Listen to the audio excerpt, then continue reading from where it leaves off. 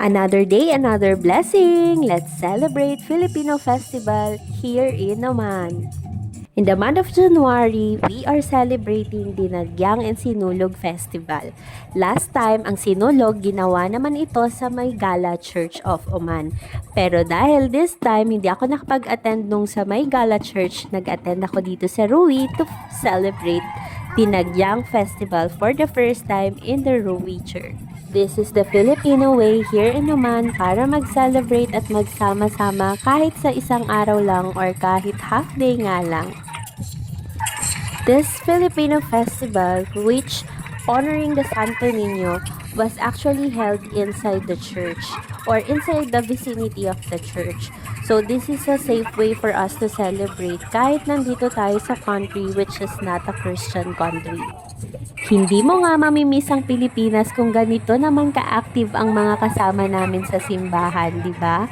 They are showing their talents despite of the schedules, yung mga challenges kung paano magpa-practice ay sige lang, go. Ito nga pala ay hindi naman contest kundi presentation lang talaga. At nakakatuwa ngang isipin dahil hindi lang mga Pilipino ang nanonood kundi pati mga ibang lahi. Siguro nga ay curious din sila kung paano natin ginagawa ang mga festivals natin sa Philippines. Ang nakakatuwa nga kahit naman hindi ito kabongga ng mga festival natin sa Philippines ay isa itong magandang event para pagsamasamahin ng mga kapwa Pilipino natin. This is hindi lang basta celebration ng dinagyang, kundi ito rin ay community gathering para makapag-relax, mag-enjoy at matuwa at makisalamuha kahit paminsan-minsan lang. How I wish and I pray na sana next time makanood naman kami ng actual dinagyang and sinulog dyan mismo sa Pilipinas para ma-experience namin kung gaano kaganda ito sineselebrate sa atin. Tanghaling tapat nga ito kaya pansin nyo napakainit talaga ng panahon pero go pa din kasi yung hangin naman ay malamig dahil nasa winter season pa rin dito.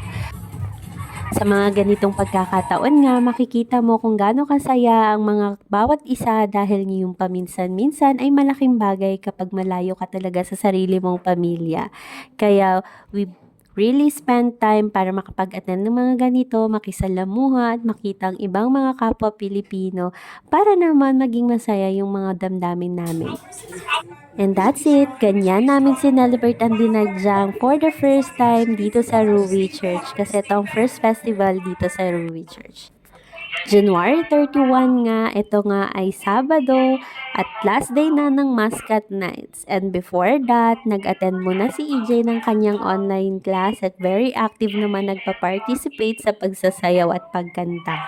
Pinapanood pala kami ni tatay sa CCTV kaya nagkaroon kami ng ganitong clip.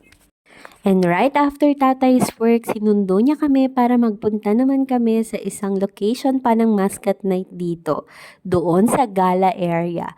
Kaso nga lang, hindi kami mismo doon sa mga activities ng Mascot Night, kung hindi doon sa carnival na katabi lang. May mga shows kasi sa Mascot Nights dito, kaso hindi na namin din ginusto dahil baka mainip lang si EJ, baka kami lang ni tatay ang mag-enjoy. Ang purpose naman namin sa pagpunta dito ay ang mag-enjoy si EJ.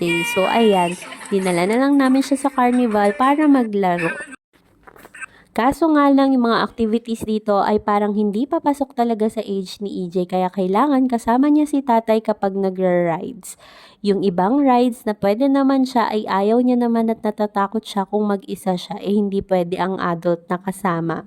Kaya ang ginawa lang namin ay mag-enjoy na lang siya kung saan niya gusto at kung saan pwede siyang maglaro or di kaya mag-enjoy. Sobrang ganda nga dahil pa sunset na rin nung time na yan. Ang ganda lang din ng paligid at ang effect niya dun sa carnival. Naglaro nga rin si tatay at medyo sablay nga yung paglalaro niya kaya sobrang tinatawanan ko siya dyan sa lagay na yan.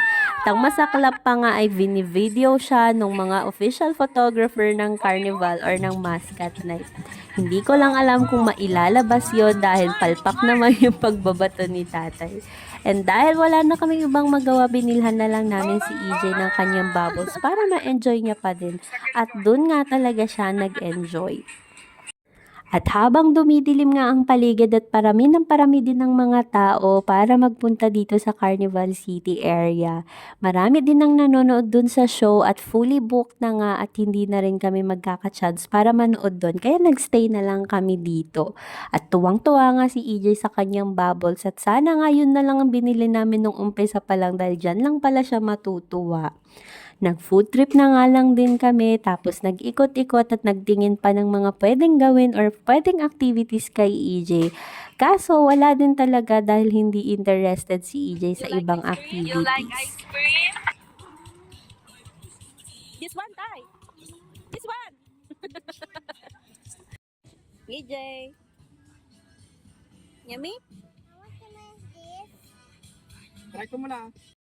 Madami namang food stalls, syempre mga kung ano-anong mabibili sa paligid, may mga accessories at kung ano-ano pa, kaya hindi ka rin naman maboboring kung nandito ka. Wala ring bayad or walang entrance dito, ang mga may bayad lang ay yung bawat activity kung papasok ka man or ito-try mo man siya.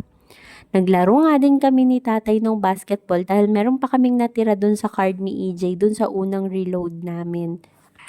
At finally, nagkaroon na rin ng interest si EJ pumasok sa isa pang activity kung saan akala naman namin na mag-enjoy siya sa slide-slide pero ang ginawa lang niya ay tumalon-talon. Itong mga ganitong activities talaga ay nilulook forward ko na ginagawa namin as family kasi nga nagko-collect kami ng memories. And that's it! Despite all the challenges, ay gusto naming i-enjoy ang life with our family here in Oman. Shukran from Oman, Agyaman!